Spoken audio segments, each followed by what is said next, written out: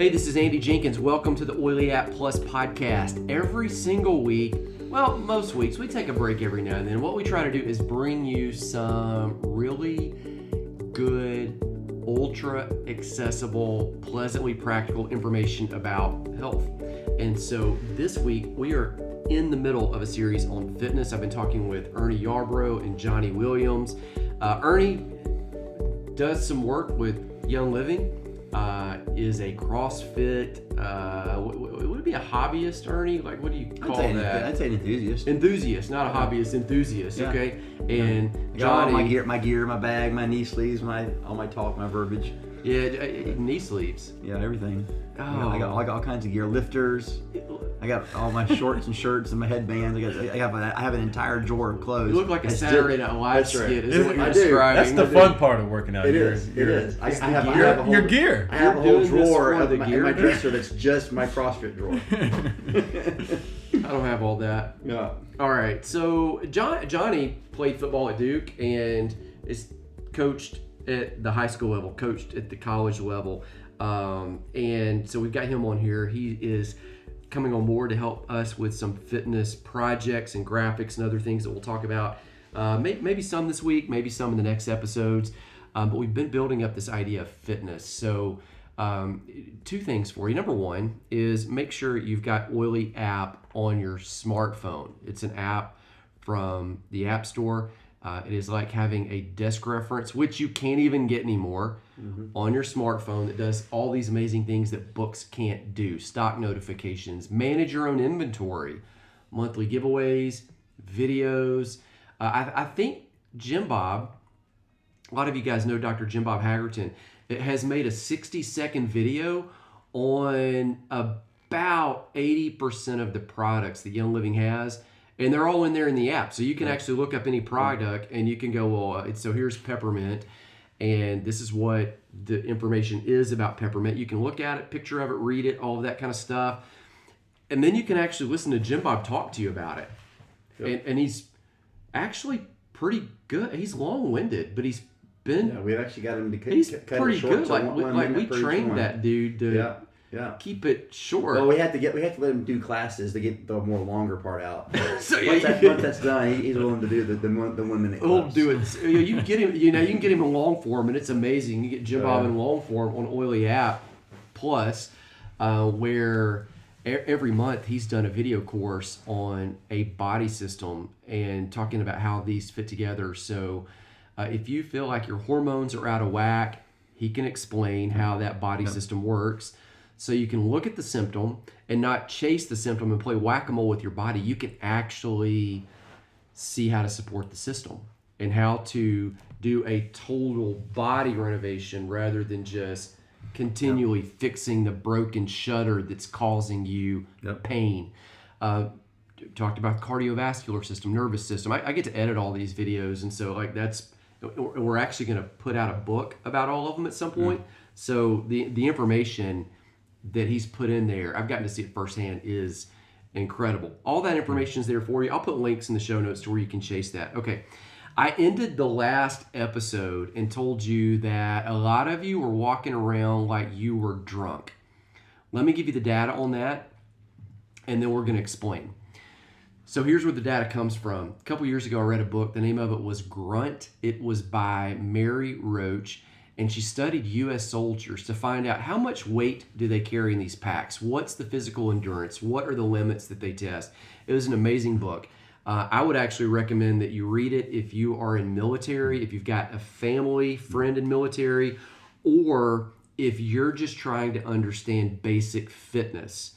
By that I mean it's not an exercise book, but it will help you understand how your body works even better, okay?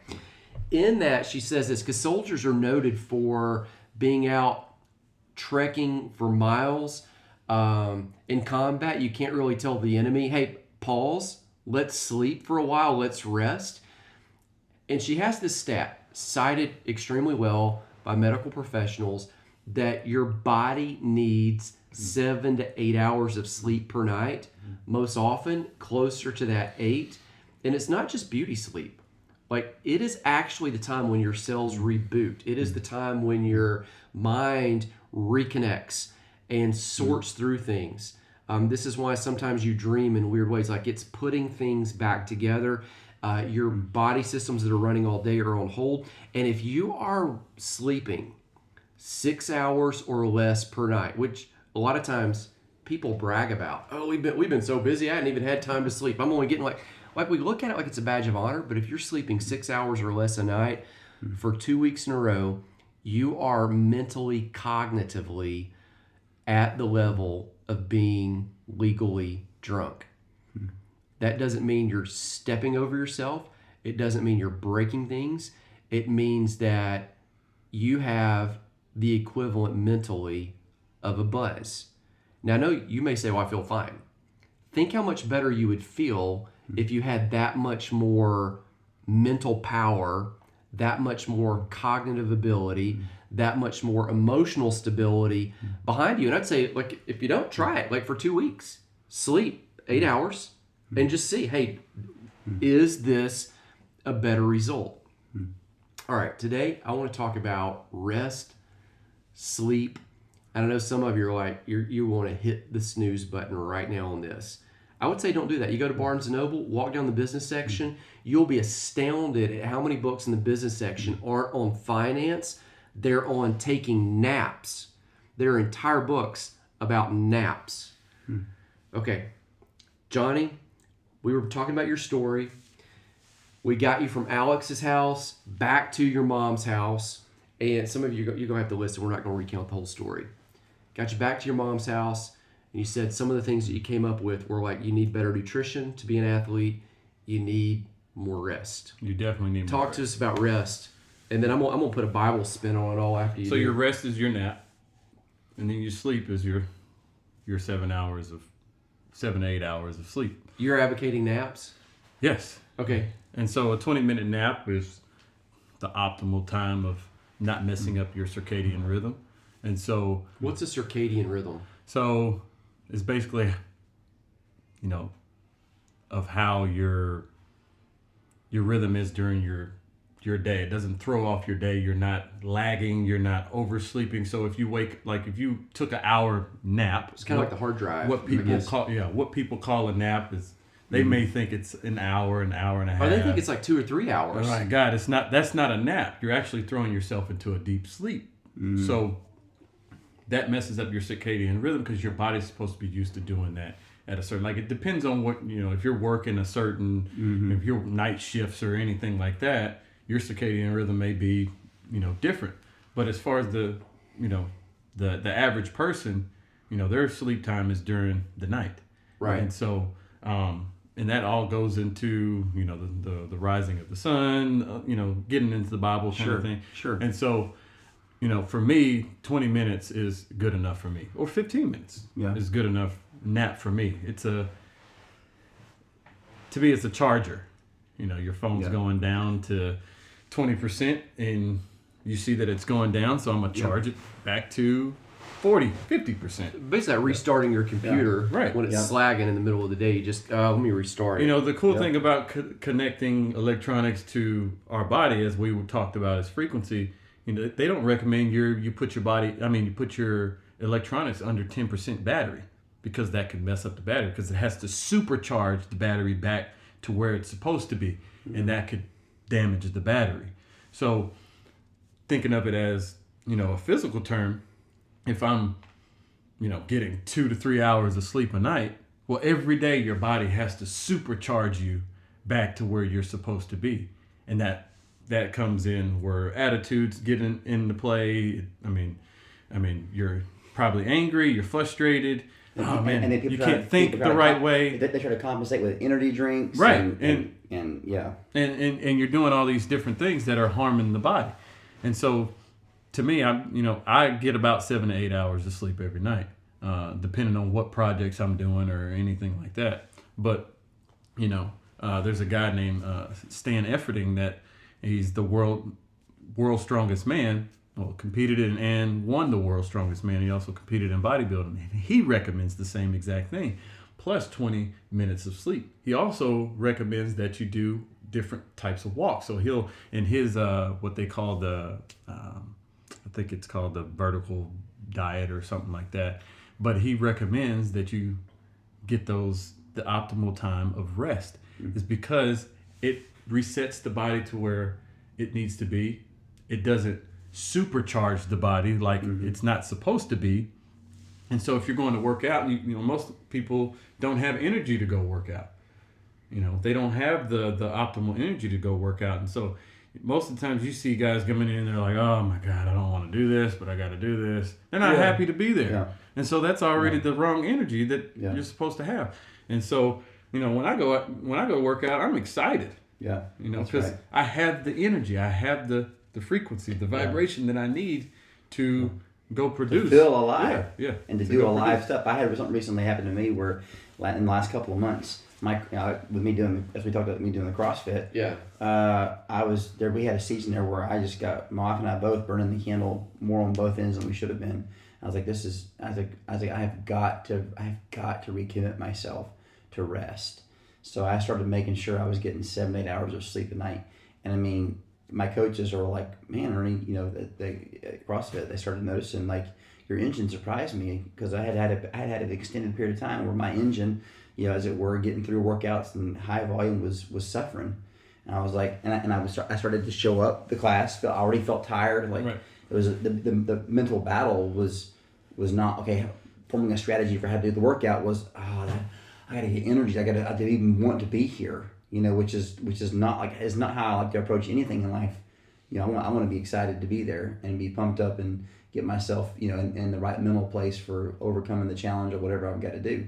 So I was like, babe, we've got to. So we started trying to commit. 10:30, lights are off. Yeah. 6:30, we get up. It gives us 30 minutes to an hour before the kids get up, whether we want to have personal time or whatever. Right. Get the day started, get the school books out because we homeschool, whatever that. But man, it has made such a difference in my energy level and my workouts. Well, you think about some of this. You mentioned something about emotions and stress. You mentioned something about your ability to work out, to produce, to just be present physically. I mean, we've all raised toddlers, and that when toddlers are thrashing around, and they're just yanking toys, they're fighting, they're whatever. Like I mean, they all do that. No matter how good the kid is, at some point they all just kind of lose it. Yep. There are times when they can't walk straight. They're stumbling over themselves. In fact, I told somebody, I actually said, sometimes raising a kid is like raising miniature drunks. They break your stuff. They're always spilling stuff. But when they're doing that generally you just say, hey dude, let's just go take a nap. Yeah. And mine would protest, I don't want to go to, and they would spill it out. I don't want to go to BED because before they could, before they could actually, I could say the word. You wouldn't say that. I would spill it out. I would actually say, I think this one needs to go to BED, and they had no idea what that was. But over time, they equate BED with with going to bed. I don't want to go to BED. I don't want. If it's the middle of the day, I'm like, hey, we're just going in here for a little bit. They're protesting, and then they fall asleep. They wake up. All of a sudden, the demon child is a little angel.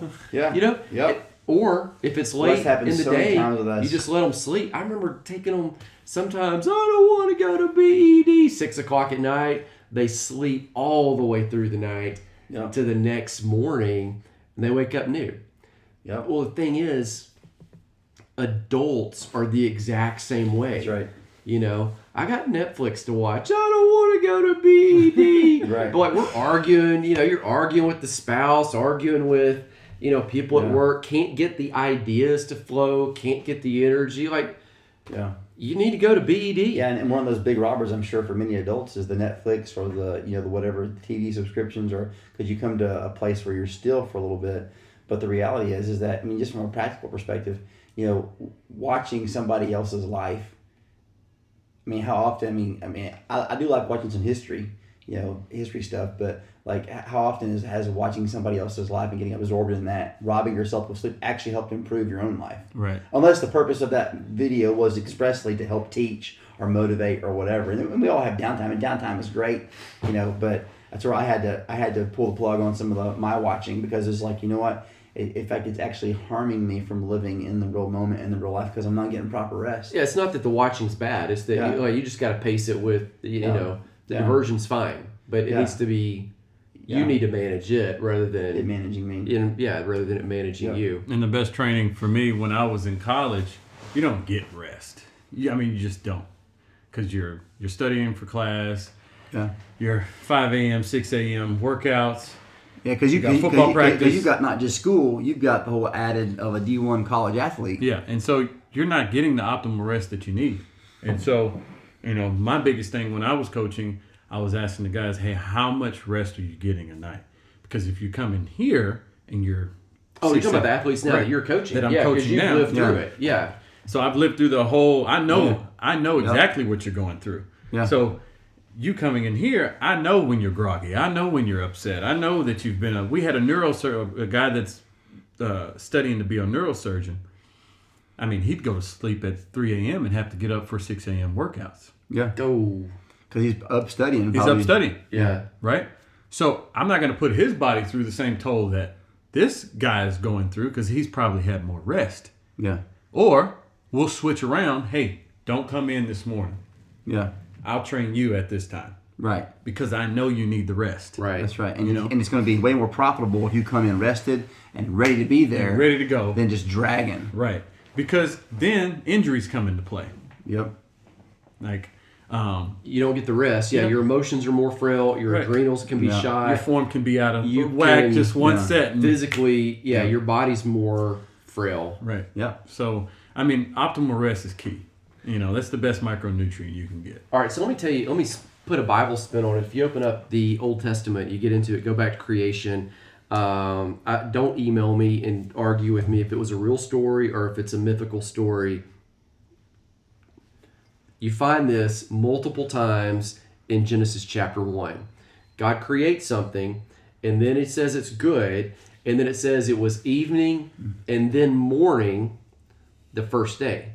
Create something else. It's evening, then morning the second day. Create something else. Evening, then morning.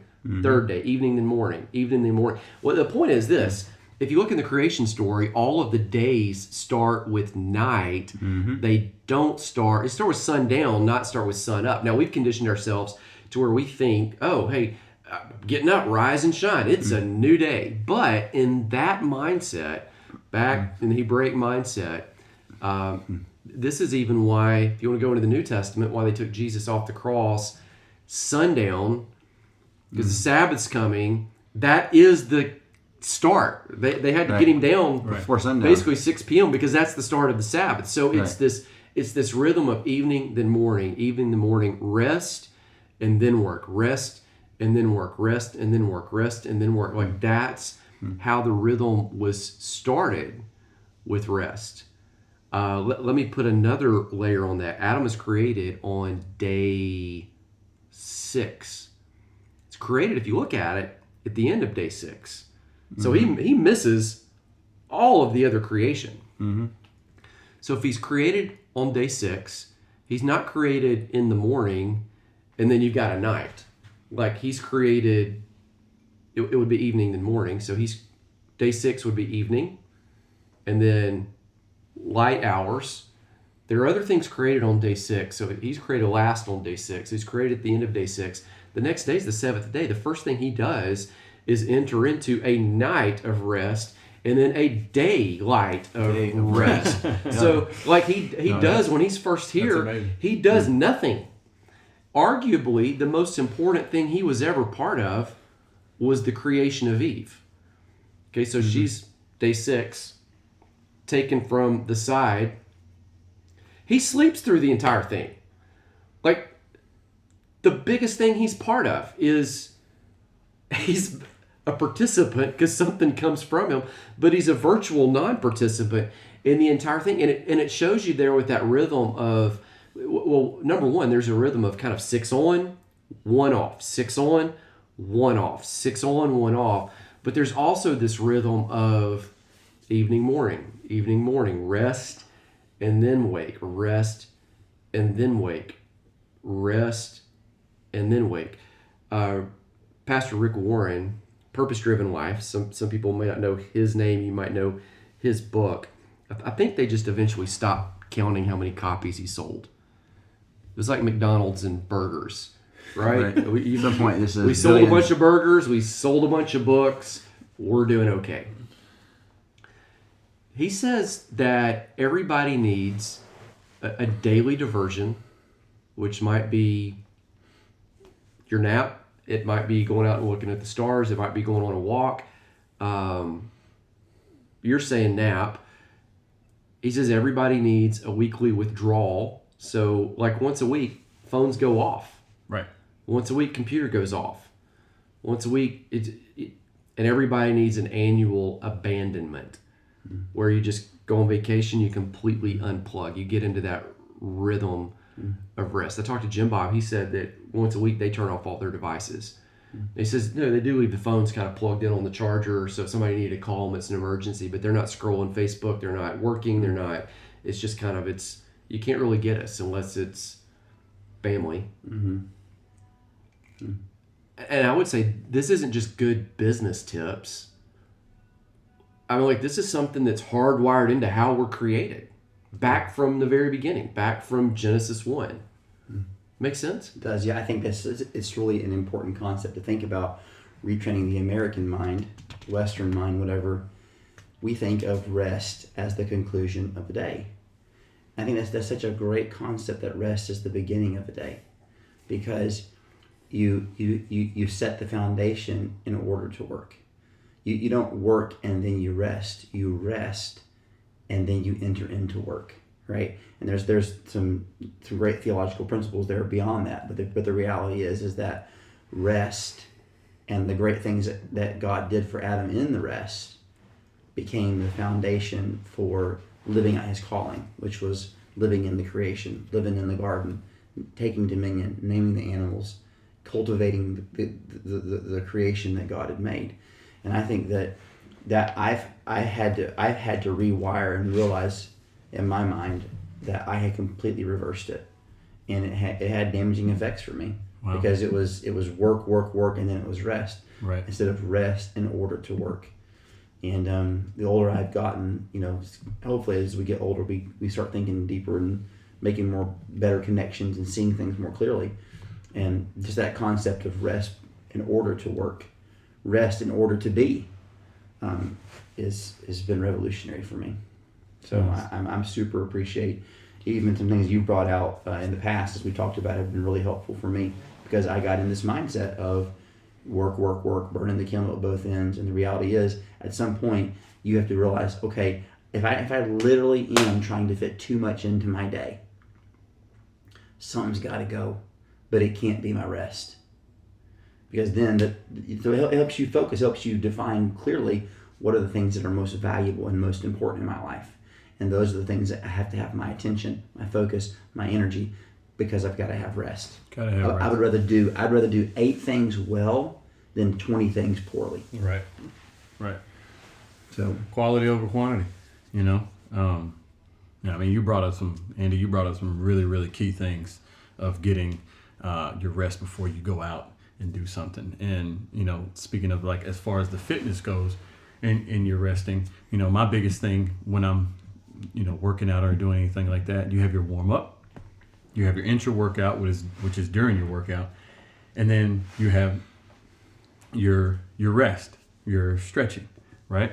But when you think of it, you're basically doing all those things the different way. You're doing a different way because you're breaking down your muscles when you're working out. You're actually you're warming up your muscles, which is kind of the same thing as preparing yourself to enter into this workout, and then you kind of just go right back into rest when you're stretching. And so there's a 3-phase thing of kind of the warm up to me is like one of my favorite things to do, because you get to prep. It's called prehab.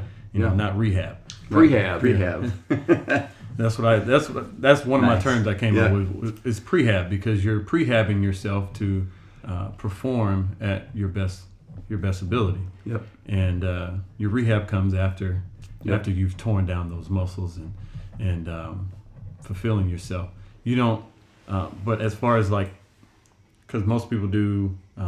Some people do intermittent fasting. They don't eat or put in anything in their body before they actually go work out, and it burns more calories. I don't. I can. I like to fuel my body now if I'm going to work out, because I've found a difference in my workouts. Yeah. I found if I get a little snack in that I can hang on to while I'm working out, I'm going to have more energy to burn than as far as not having anything, because I've already went on a fast during the night. Right. You have your 7 or 8 hours of sleep. That's one of your fasts of the day. And so, knowing that, if I'm not preparing myself to go and put my body through the stress and tear down these muscles and, exercise, I'm not going to have the best workout I can get. I'm not going to be able to put as much effort into my workout, because mentally I won't be there. Yeah, but I think that's where with the sleep and nutrition, it's both doing the same thing, right? Mm-hmm. You're preparing and fueling your body in order to work, but the preparation, the supply, the nutrition, the building up comes first before you can't. As one famous movie was it Fireproof? He says you can't give what you don't have, right? Right. So you got to get first, right? You got to receive before you can give, right? Which is, that's a great spiritual principle among so many things in life. Right. You literally, you can't give what you don't have. I guess unless you're the government, you just steal it. But that's a separate topic. It's a different topic. It's like kind of what my apostle says. Building up, seeking out, and being sought out. Yeah. That's right. So. Yeah, and so often, just like in spiritual things, you're a recipient of grace. You have that gift you can then give. Mm-hmm. And it's the same thing. There's so many parallels between physical and spiritual.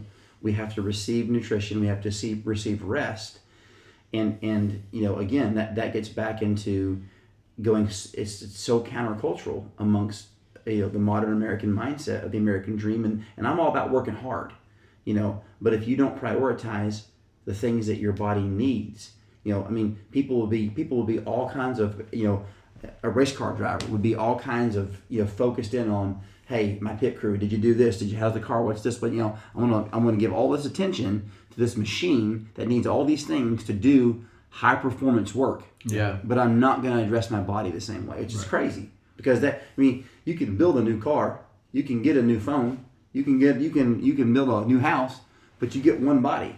Right. I was talking to my chiropractor. His name's Dr. Burrows, and he was suggesting, certain things to one of his clients. And he said, you know what? Everything that you've told me, I feel like you just need some rest. Go have a vacation, go do something with your family. Yeah. This guy probably lost, I think he said he lost 100 and something pounds. Mm-hmm. And he got to a plateau, and he couldn't get past that plateau. He said, you know what, man, you've been working really, really hard. I think it's time you just need a break. You're at the red light, you're in neutral, and you're just revving your engine. Yeah. It's not going anywhere. You're revving it, you're burning the gas, but you're not going anywhere. And so the guy kind of took his advice, and he went to Disneyland or something like that. And he said, man, he came back, he was like, man, I don't like you. And he was like, why? He said, man, I ate the worst I've ever eaten in years. He said, I slept in, I slept, 7-8 hours. I didn't get up at all. And I still released weight. Yeah. Because his body needed rest. His body needed rest. Well, along the same lines, you think about how many people go to Disneyland. They've tried fertility measures. They've not been able to get pregnant. I know multiple couples who finally, it's actually become a thing that people know about. They're like, just take a break and go to Disneyland. People get pregnant at Disneyland.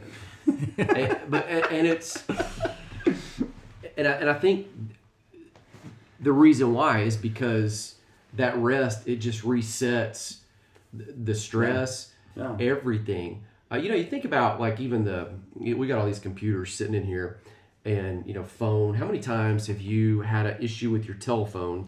Like I got an iPhone right here, and it's problematic. It's not working. So you finally I'm going to call tech support. You call, you wait on hold for hours.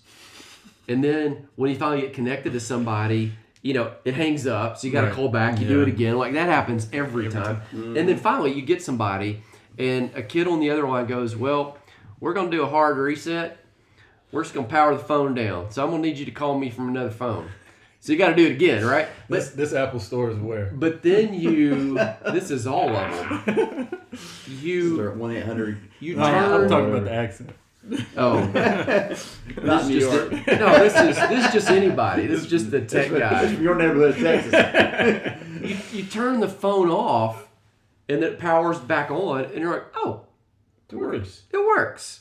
Or your computer. I mean, I've gone for weeks without turning. Back when I had Windows computers, they were horrible. I don't even know why anybody would buy Windows. But so the app, you got to power them off, and all. The Apple, I would just close it and then just open it up. Okay, so it goes to sleep.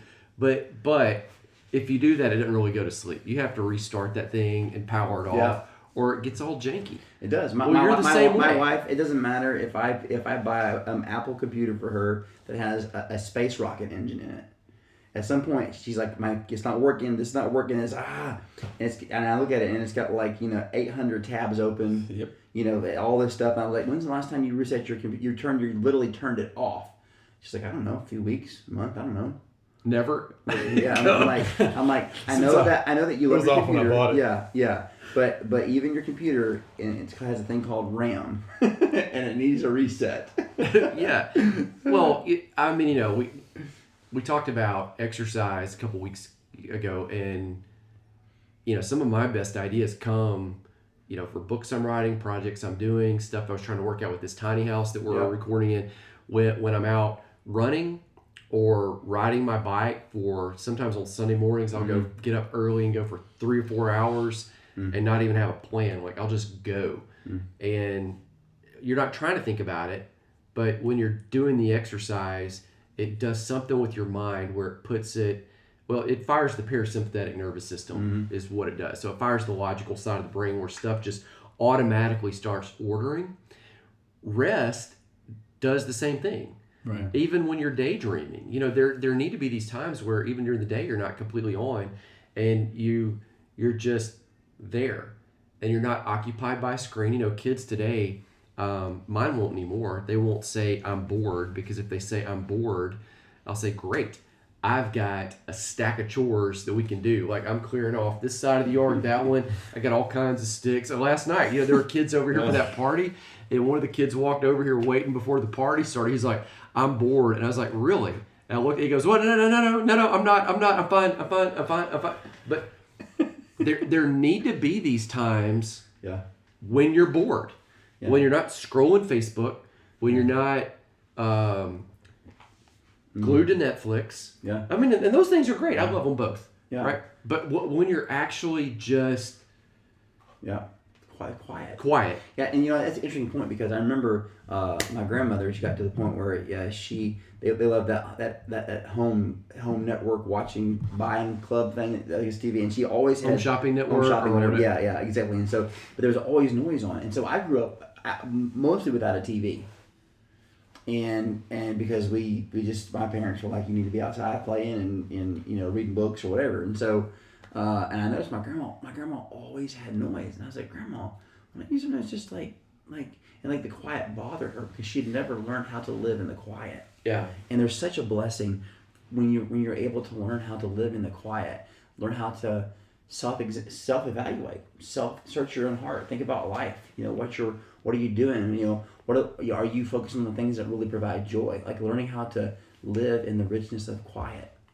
At times, you have seasons where you can do that. It's such a blessing. Have you heard of Jim Quick? It sounds familiar. He's I believe I don't know his ethnicity. I think he's Asian or something like that. But he's basically brain enthusiast or specialist. He's amazing. Yeah. And he had posted something I think a couple weeks ago, and it said find things that make you not want to pick up your phone. And he preaches that. And I mean, he's done memory classes for all different kind of actors, Marvel, all these big names, The Rock, all these big names. And the biggest thing for him is sleep. Huh. And he basically taught himself how to read as a young kid. And his story is just amazing. So if you don't know him, go look him up. His name's Jim Quick. It's actually spelled Kwik. Gotcha. And Hooked on Phonics worked for him. he's amazing, man. I love listening to him. And sometimes I'll listen to podcasts when I'm working out instead of music. Yeah. You know, because, you know, if you're pounding these weights and, you know. Well, and not every workout needs to be like you know, and a complete, you know, anaerobic destruction. No, I'm a body weight guy. Yeah, you can do, you know, just normal weightlifting, not where you're, you know, CrossFit can be challenging because a lot of what we do is high energy. Right. But there's part of it that is normal, just normal. But taking that time where you can listen. Just go walk. Exactly, we go walk. Just go walk. Yeah. Just go move. That's all you got to do. Walking is one of the lost things in fitness and lost things in exercise. Walking is one of the first things you do. One of the first things you want to see your kid do is walk. Yeah. And, you know, it's one of the biggest things in fitness that we've kind of lost. Yeah. Interestingly enough, you know, when we went to Europe, did a fun trip a year or two ago to Scotland. What's interesting about that quiet place, you know, learning to just have a daily little retreat or whatever, reading. Mm-hmm. One of the cool things I love old bookshops. And so one of the cool things you learn about that was a big thing back in the day in Europe was walking and reading, right? Observing, walking, reading, thinking with the book. So what they did was they designed these books that were, so many of them were no more than the size of the average size of a palm of someone's, you know, whatever, palm and fingers of a hand. And in fact, we're just talking about the kind of Monte Cristo. You know, I've just ordered, I found an old 2-volume set of that. But it's the old school European design where it fits in your hand.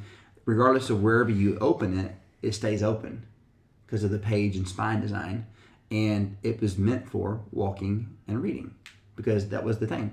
If you read, you wanted to go outside and walk and read because the idea was that walking and reading both were handmaidens they were conducive to thought. Wow. And in a quietness, living in that moment. Back to a slow pace. Back to a slow pace where you could really perceive what you're reading, look at nature, think about it, and just be absorbed in that quietness. Yeah. And I love that. So. All right, I've got to end it. Time's up. Here's what I would encourage you guys to do is after you get Oily App Plus, because that's what the whole thing here is about. And we'll have a video class, give you a heads up, coming with all of this information in there where you can kind of watch, see some of the slides, get some of the information. We're going to talk about some of the best products in that class to support all of this, whether it's losing weight, whether it's nutrition, whether it's sleep, rest. Next week in the episode, we're actually going to come back and we're going to talk about some of the best oils for fitness. And I guarantee you it's going to shock you when you find out where we start that, because you're probably going to be thinking, all right, I've got to get some of the specialized, I got to get some of the heavy hitters. And go ahead and give you a hint, we're going to go really super normal and entry level on that. So be sure you catch it, because this is going to be something that anybody can do. Until then, I would encourage you to do this for the next 6-7 days, is pick a time, sometime between now and next time you hear us, and just pause. Take a nap, take a walk without your phone, take a moment to go sit on the roof of your house. So I got a flat roof, so I can do that. Sit on your deck, look out at the woods, look at the stars, pause, rest, and make sure, set the alarm to force yourself to go to bed. So set it 9:30, 10, whatever, and say, hey, when that alarm goes off, whatever I'm doing, if it's in the middle of a TV show, if it's in the middle of, there's nothing on social media that you've absolutely got to see. Turn it off, go to bed, sleep 8 hours. Okay, we'll see you again next time. Have an amazing week.